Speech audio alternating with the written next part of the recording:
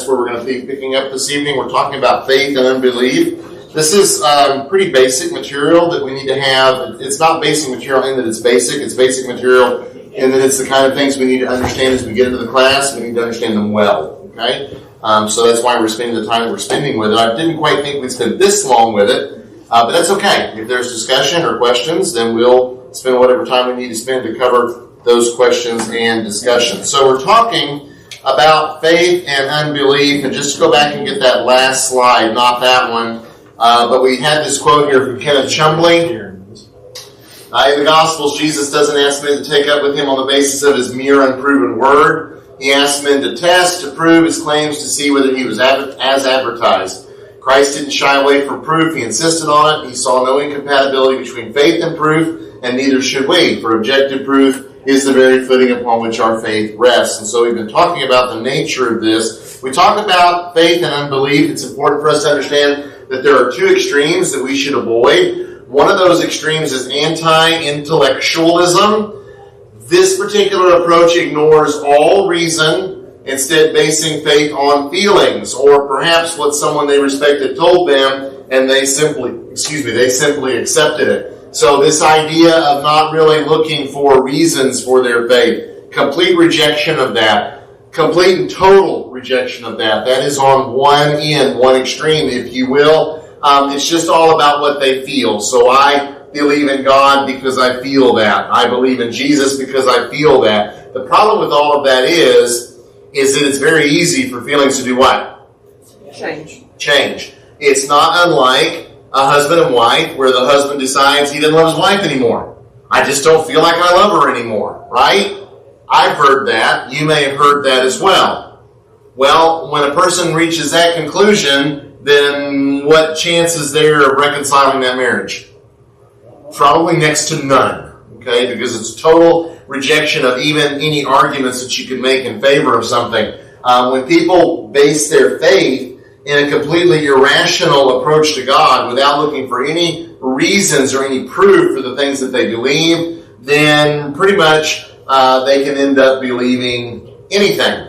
And it is not unlike when I have studied with Mormons before. Of course, Mormons will come and they have the Book of Mormon, and they will tell you the Book of Mormon is the restored gospel of Jesus Christ because the New Testament is corrupted. We'll talk about that later in this class. And they like to take people to a verse in the Book of Mormon that says, if you're not sure about these things, pray about them and God will give you an answer.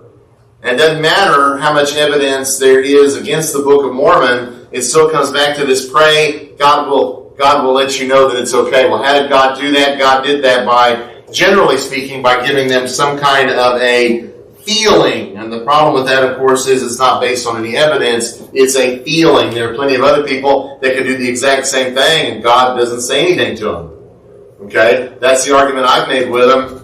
God hadn't told me I need to believe the Book of Mormon, and generally their response is I need to pray some more about it. Okay? Pray more until eventually I get an answer or I get a feeling. So that's anti-intellectualism. I will tell you that historically, among a lot of Christians, that has been a dominant way of thinking. Okay? That has changed a lot over the last 50 years or so, but historically that has been a dominant way of thinking. Okay? Maybe not to that full extreme, but not really a huge desire to look for evidences or proof. Okay? I don't mean by that not looking to see what the Bible says. I mean not looking for proof or reasons for the existence of God or the trustworthiness of the Bible. Some folks can get really upset if I explain to them that there are indeed some textual differences between the manuscripts. You know, I use an ESV. Sometimes people use the New King James or the King James. You know that there are some textual differences between those translations. And some people get really upset with the idea when I say something like John chapter... Well, we won't do John, we'll do Acts. Acts chapter 8, I guess the Ethiopian eunuch. When the Ethiopian eunuch says, see here is water, what hinders me from being baptized? What immediately follows that? They go down. Okay. If you're following along in ESV, but not if you're following along the New King James. The New King James has Philip saying, if you believe, you may. And the Ethiopian says, I believe that Jesus Christ is the Son of God. And then they go down to the water and get baptized. If you have an ESV, look at it right now. That verse isn't there. Okay? There's maybe a footnote. There may not even be a footnote. And I will tell you, there's really good reason for that verse not to be there. Okay? It was a later addition to the text. That was a marginal note, probably, that eventually got added into the text. Okay? And so people can get really upset about that when you explain that there are some differences. The New King James and the King James don't read exactly like an ESV or a New American Standard, because there are some differences in the manuscripts that are being followed. We're going to talk a lot about that when we get to how we got the Bible and the trustworthiness of the Bible. Okay, those are important for us to remember. But really not a whole lot of desire to actually go out and say, well, why would I believe that Jesus was raised from the dead? Why would I believe that God exists? Okay? That's an extreme. The other extreme is just as dangerous, and that extreme is what we could call absolute rationalism. That is the problem with live streaming off my phone. Is that every once in a while somebody calls me on my phone. Not that, it's because I've got some house in Florida that they want to talk to me about. I don't know what house that is. But when I tell them, I'll sell it if they'll give me $1 million in cash, usually the line goes dead. I don't know why they don't want to give me $1 million in cash. I don't even live in that house in Florida, right? The other extreme is absolute rationalism. This approach relies solely on human reasoning. Taken to the extreme, this can cause us to reject things that God has commanded because they, quote, don't make sense to us. Now, an example of that would be something like baptism. Does baptism make sense to us? Yeah. Really? Does baptism really make sense to you? Yeah. Does it really make sense that we can sin against the very creator of the universe and getting wet in water is somehow going to take that away? Because we believe God said it. Now, wait a minute. Now, you're saying something different, Stacey. That's not what I asked. It's not what I asked. It does not make sense. Not from a rational standpoint. Not from any kind of a rational standpoint. How can getting wet take away my rebellion against the Creator? Okay? How can getting wet take away the fact that maybe I murdered somebody? Maybe I kick little puppy dogs. Maybe I cheat on my wife or I cheat on my taxes. How can getting wet take that away? From a purely rational standpoint, it doesn't. It can't. Under somebody's leg to seal a contract. I'm sorry? Putting your hand under somebody's leg. Good. I mean, that was something they did at the time, okay? A way of signing a contract. But we might look at that and we might say there's no rational reason for that. So, this extreme would say, if I can't see why something is the way it is or doesn't make sense rationally, I'm going to reject it. Usually, this extreme approach rejects things like miracles. Okay? The very good example of this is Thomas Jefferson. All right? If you in this room tonight believe that Thomas Jefferson was a Bible-believing person, I'm about to shatter your illusions. Thomas Jefferson was not a Bible-believing person. As a matter of fact, several years ago, Anna and I got to be in D.C., and they had an exhibit at the Smithsonian Museum of Jefferson's Bible. His actual Bible. What Jefferson did was he went through his Bible and he literally cut out, Stacy's doing it, he literally cut out every miraculous event in the Scriptures. If God parted the Red Seas, out it goes. If Jesus is raised from the dead, out it goes. If Jesus heals someone, out it goes. Because Thomas Jefferson was a rationalist. And he didn't believe in those miracles, and he didn't believe in those things. And so his edition of the Bible cut all those things out and left Jesus' good teachings, like do unto others as you would have them do unto you. And things like that. He left those things there because he liked those things, but he didn't agree with the miracles, so he cut them out. So there is the other danger that we can reject things that God has done or that God has commanded because they don't make sense to us. Okay? Now, because we believe in God, even though we don't understand how baptism can affect such an incredibly dramatic change, the forgiveness of our sins, we accept it by faith because that's what God has said, right? So from that standpoint, it's rational because we look at the Scriptures to see what the Scriptures say. But in the absence of revelation, baptism would make no sense. Okay? Do we understand that? I'm getting a lot of heads nodding. I want to make sure that we're on the same page there. Both of those are extremes. And both of those should be avoided. So, where's the good place to be? Right there in the middle. Okay?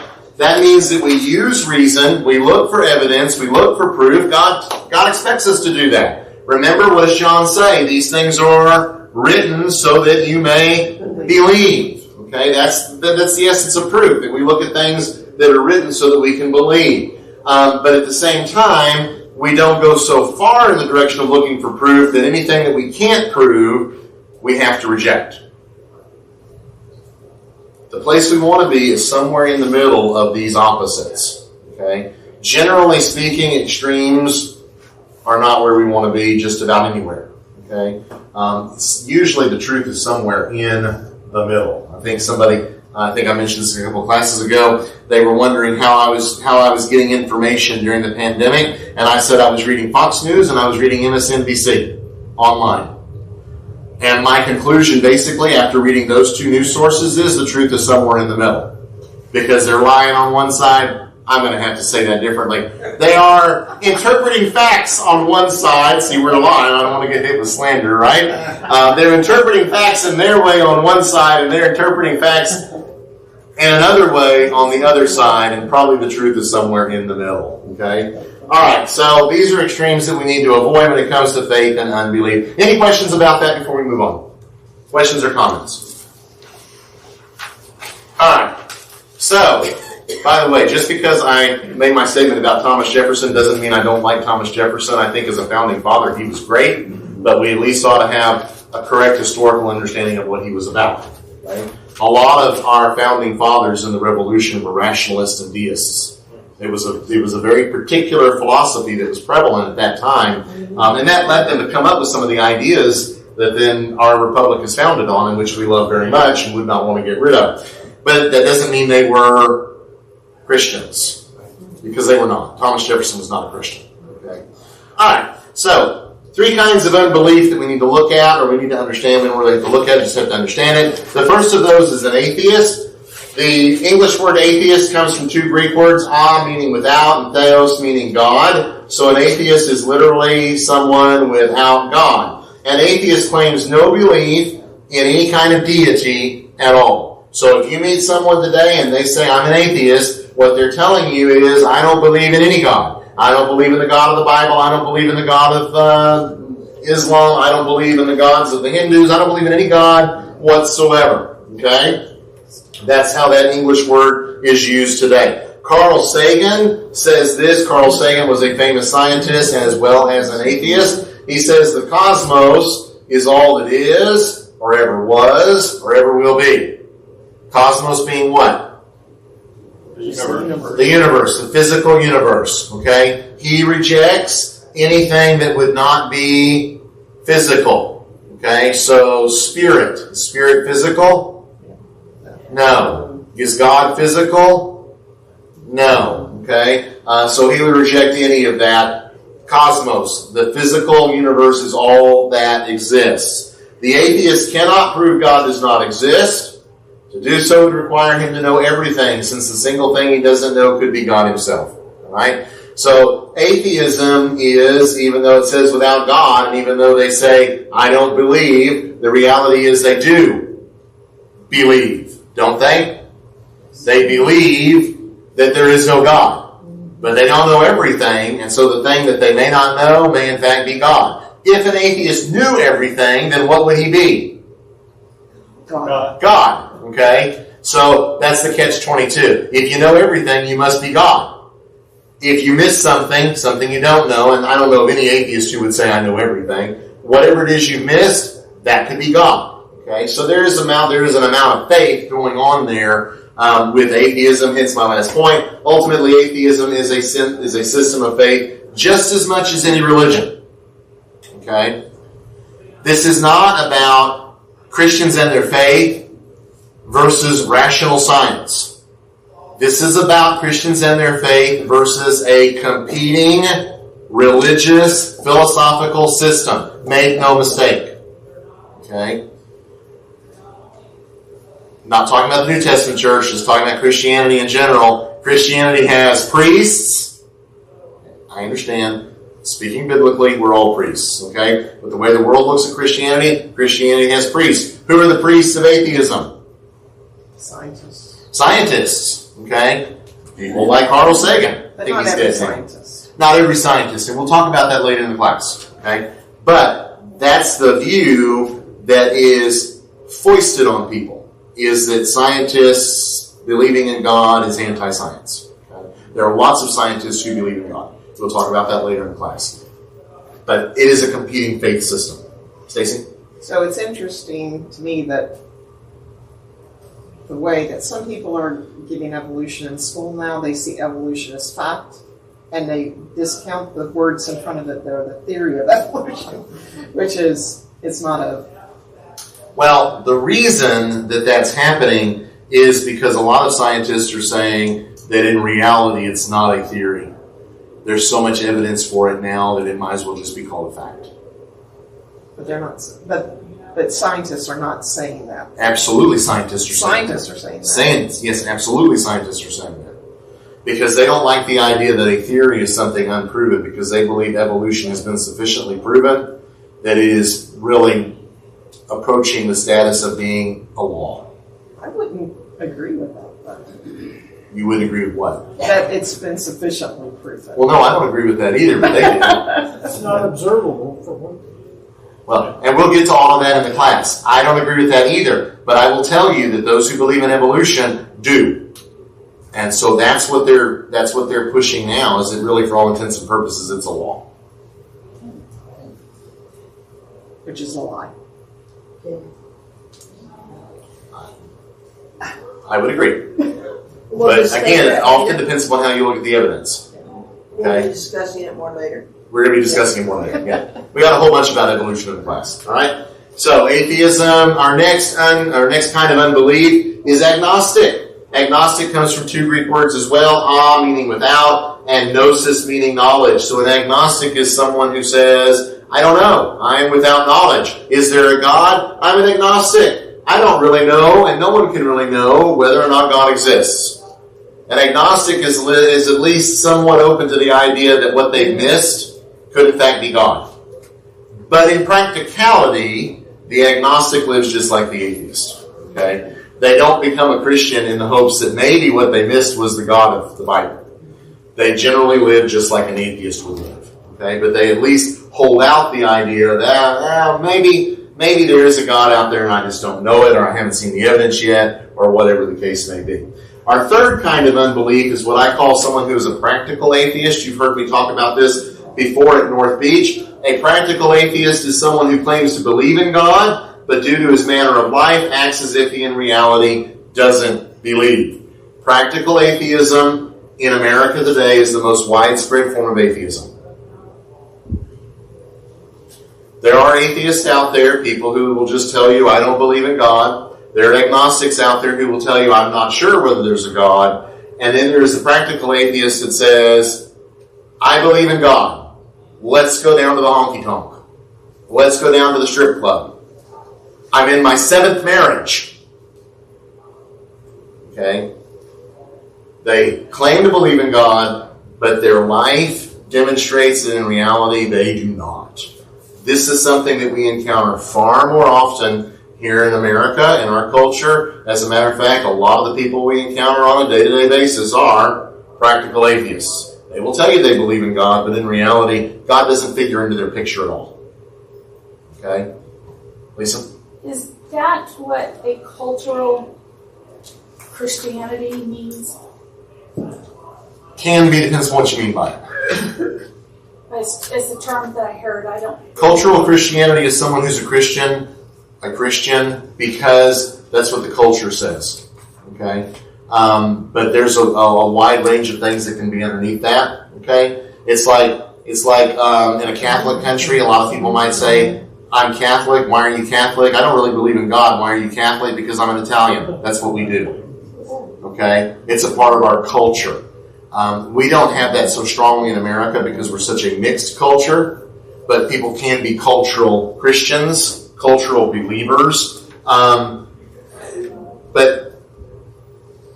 they may be genuinely living by that.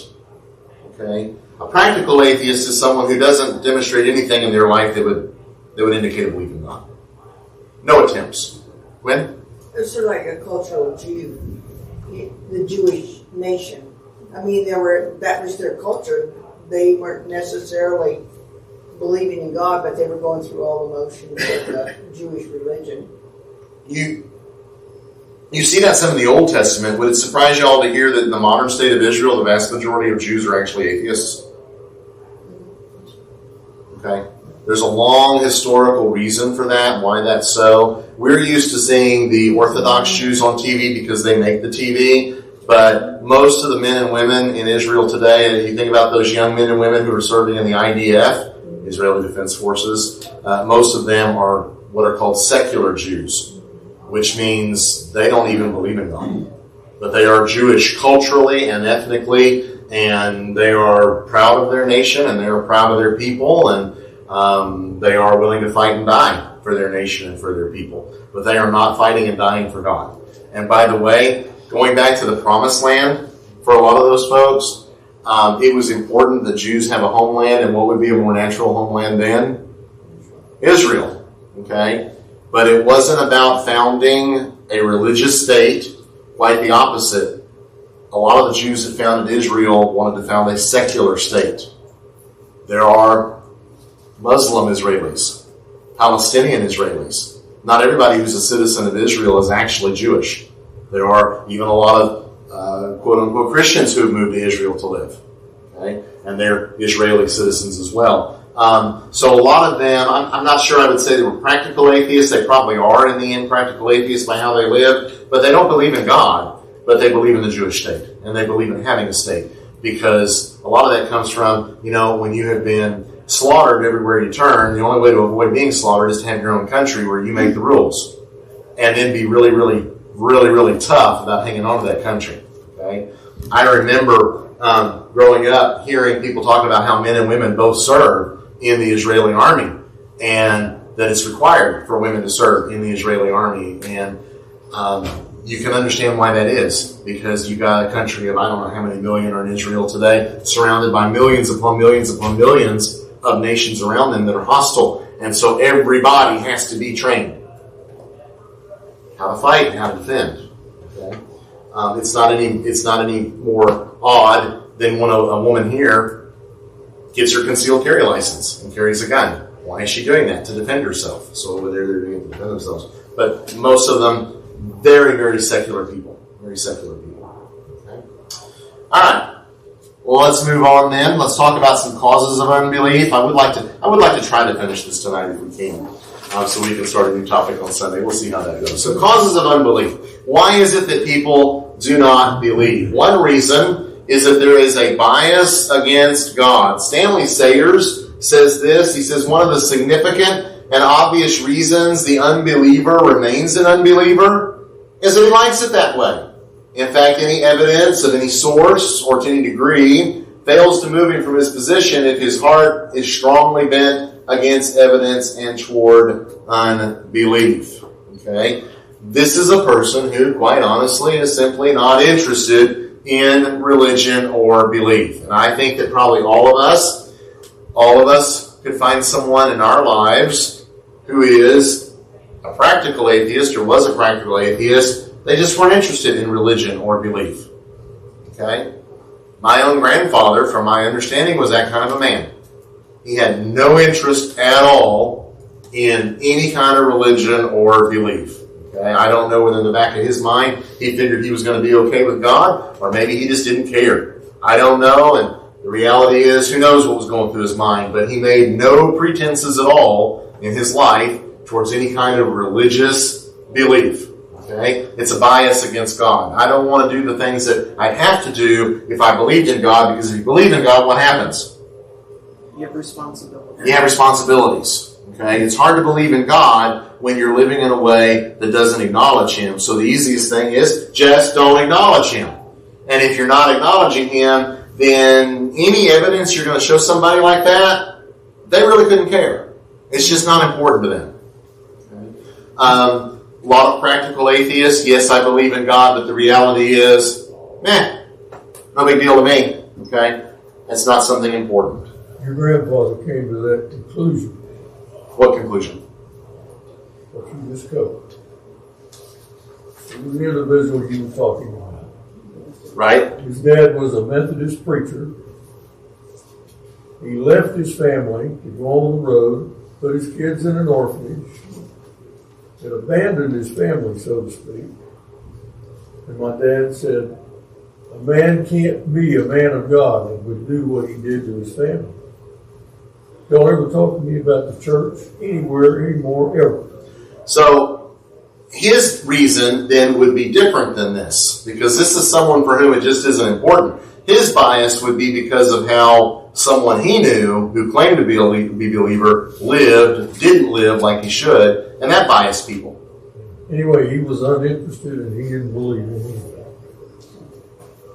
Okay.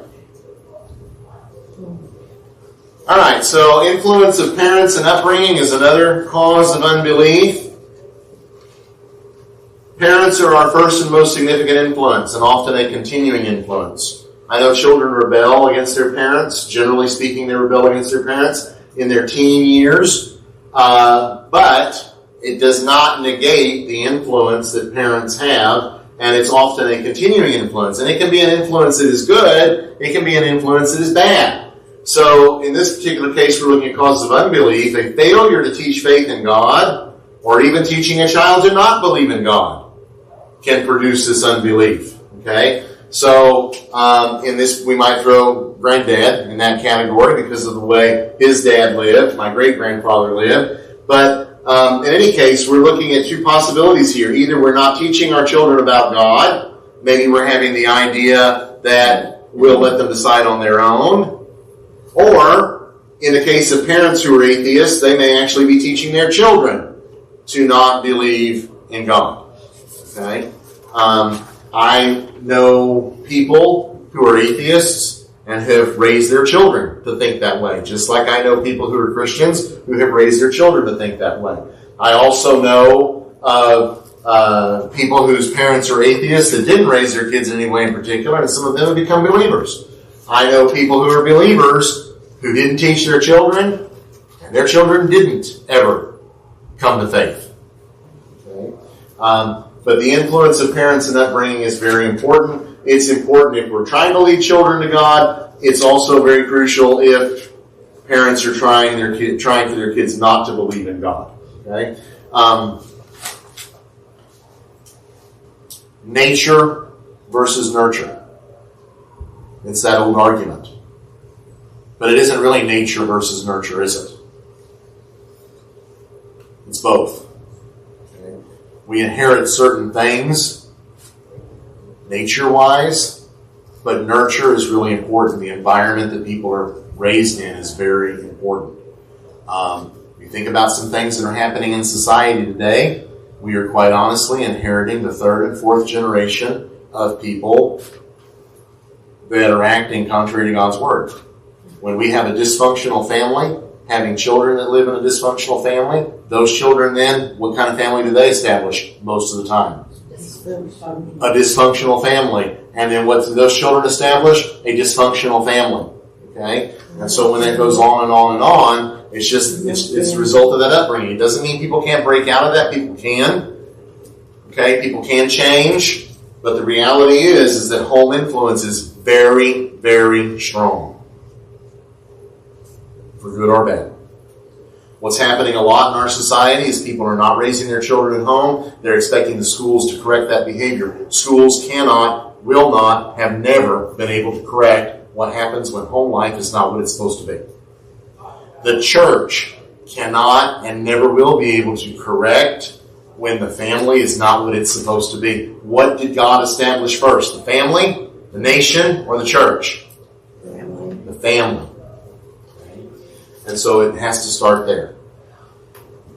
Okay, so the influence of parents and upbringing. Another cause of unbelief is education. Okay? There is nothing wrong with education itself, but the educational system is often detrimental to faith and morality. That is not new. That is not new. That isn't something that started in 2008. That's been around for a very long time. The educational system is often detrimental to faith and morality. The influence of teachers, unbelieving and immoral teachers, at especially vulnerable periods in young people's lives, can make a difference for the worse. Okay? Like I try to tell teachers, at the same time, the influence of teachers who are believers and moral can also make a difference at especially vulnerable periods in young people's lives. Okay? Specifically, one thing that we see a lot in the education system is the influence of evolution and everything that goes along with that from even elementary grades. This is taught as fact, even if it isn't fact. It is taught as fact all the way in elementary school. I saw it with Sam in 3rd grade for the first time, but I can remember seeing it, 3rd grade. Okay, he's 20 now, so that wasn't that long ago. It may be even earlier now in the school system. It's just taught as fact, even in Texas. Okay? Even in a conservative state like Texas, that's how that comes out. So the education system is constantly working against what we as Christian parents should be teaching our children. Okay? I'm not saying every teacher, I'm not saying every school, but the system as a whole, because it's in all the books, it's in all the curriculum, it's assumed to be true. Teachers can be very influential. I will tell you that I had two teachers who were I had more than two, but I had two in particular that were very influential with me in high school. Okay? I went through a rough patch in high school, and I had two teachers that were very influential, and I can remember both of their names to today. Both of them have passed on. Okay? I can remember both of them to today and how influential they were. Thankfully, they were both people who were spiritually minded. They weren't Christians, they were spiritually minded. And because of that, their influence was an influence for good. It could have been an influence for bad had things been different. Okay? So that's also a cause of unbelief. Another cause of unbelief is immorality. Belief in God requires a change in life and a movement away from specific sins that people like. If you believe in God, there are certain things, unless you're a practical atheist, if you really believe in God, there are certain things you're not going to do because you know you're not supposed to. Well, the problem comes, what if you like those things? You have a heart attack.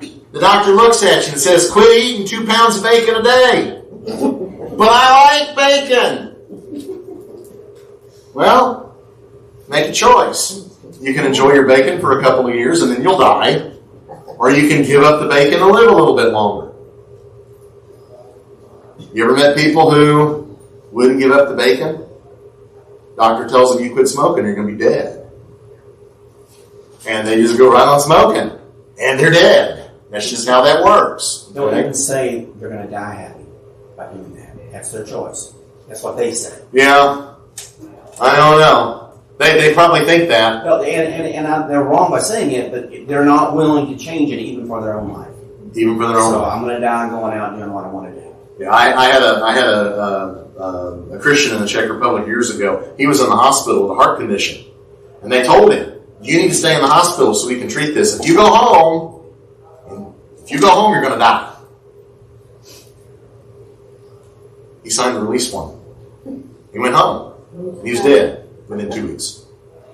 Completely treatable, preventable kind of thing. Okay? He didn't want the treatment. He didn't want to do what he was going to have to do. So he didn't do it. Well, people who are involved in immorality, they don't want to give that up. They like living that way. They like getting drunk. They like cheating. They like doing all those things. I don't want to give that up. I believe in God. I got to give all that up. So, I'm just not going to believe in God. I'm not going to worry about it. Okay. Don't even try to ask me. That is the latest, apparently, latest incarnation of the acronym LGBTQIA. Did I write that down? I actually might have written that down. Let me see if I wrote I that think down. that's correct right now. Let me see. Did I? Oh, I did write it down. Lesbian, gay, bisexual, transgender, queer, intersex, asexual. Plus, Anything else? includes a whole host of terms too long to go into here. Okay, that's a huge acronym. When I was in high school, that was probably 35 years ago, guys. It was homosexuals or lesbians. That was it. Okay. Now there's a whole host of things. It's just gotten longer and longer and longer, and it's probably going to keep getting longer. Okay. Those folks that are coming out of that or part of that often either become atheists or seek religious groups that tolerate their lifestyles without a need to change behavior. So they will go to the Methodist Church, because the Methodist Church not only tolerates that behavior, they perform those marriages. And they, in fact, have ministers that are LGBTQIA+. Okay? So you can go there to that denomination or others. There are others. By the way, there's been a huge split in the Methodist Church. This is one reason. Okay? And no one's going to tell you need to change. Jesus loves you just the way you are. Jesus accepts you just the way you are. Okay? That's out there. It's out there quite a bit. If you want to know where it is, drive around during Pride Month. And where you see the Pride flags or the Pride colors in front of a church building, you can bet you found the place. Okay? The other extreme is, I'm just not going to believe in God. I'm going to become an atheist. Okay? And they do. Okay? I know of a couple of people that are militantly atheist. Both of these individuals were born men. They both became women, and they're living together in a lesbian relationship. And both of them are extremely strong atheists. But that doesn't make any sense. God's not going to accept that lifestyle. Okay? And so we're just not going to accept God. Let's note Psalm 14, 1 through 3. If you go to the Old Testament, the book of Psalms 14, verses 1 through 3. The fool says in his heart, there is no God. They are corrupt. They do abominable deeds. There is none who does good. The Lord looks down from heaven on the children of men to see if there are any who understand, who seek after him. They have all turned aside. Together they have become corrupt. There is none who does good, not even one. When people want to live in an immoral way of whatever kind. This isn't one example, but it doesn't matter. We could be talking about the guy who refuses to be faithful to his wife. We could be talking about the guy that's doing drugs. We could be talking about the guy who's getting drunk. We could be talking about any number of those immoral systems that they're happy with. They at least live as if there's no God, even if they don't come right out and say it. Sometimes they just come right out and say it. All right. So let's see here. Another cause of unbelief that's kind of like education, but it's a little bit different. The dominance of science. We live in a society that's more science-based and technology-based than any other in human history. You drove in a car to church tonight. I guarantee you the car that you drove, if it's within the last 10 years, built within the last 10 years, it is far more technologically advanced than anything I drove in high school. And it's like a spaceship compared to a covered wagon if you compare what my dad drove in high school to what he's driving tonight. I didn't drive a covered wagon to high school. I said it's a comparison. It's a comparison. Okay? I'm old, but I ain't Let's put it this way. When I went to the Czech Republic, there was a little knob at the bottom of the car. It was a choke. It was a choke. That was on the floor? Yeah, it was by the stick shift. I'd never seen a choke in my life. Wow. But you know who had? The guy in his covered wagon over there. He'd seen a choke. He knew what it was. And he said, that's a choke. And I said, whoa, I was born in 1970. I've never seen such a thing on a car. Okay? Leslie's laughing. She has no idea what a choke is on a car. I think I saw it on I Love Lucy once. Is it? No, that's a crank. That's different. Okay. You didn't have to crank the government wagon on you. It's all science. It's all technology. Look at your phones. Look at my phone. Look at your phones. Hold up your phones. Hold up your phones. Seriously, hold up your phones. My first computer was a desktop, and then it followed with a laptop that I took with me to Europe. The laptop was about that big and about that wide and weighed a ton. It probably had 100 megabytes of memory. You hold in your hands a computer that is more powerful than probably the computers that sent men to the moon. And technology just keeps on going. And it is really easy to be amazed by that. It is really easy to be star-studded by that. Okay? Lisa, you can shake your head no because you're anti-technology, but even you have a phone. Even you have a phone. Uh-huh. Right. Even you have a phone and you text, don't you? Imagine that. Because Ivana cannot take calls. Imagine that. Texting. It's not about that. I want you to imagine for just a minute. You just sent a message without a wire and without a phone on the wall. See what technology has done? And it's really amazing to a lot of people, to the point that they think that is almost like a god. Okay? Science and technology. Nothing wrong with science. Nothing at all wrong with science. But modern science is dominated by scientists who are also materialists. Okay? A materialist is someone who does not believe in anything spiritual. Modern science is dominated by that viewpoint. No spirit, no God. Okay? So it comes out with how important science is in our society today. And then there is intellectual peer pressure to conform to this philosophy. So if you're a scientist and you are not a materialist, you will always feel kind of like you're on the outside looking in.